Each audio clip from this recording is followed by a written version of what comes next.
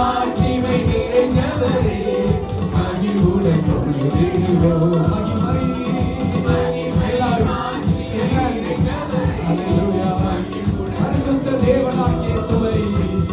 பரிசுத்த தேவனாம் இயேசுவை பணிந்தே தொழுதுவோம்.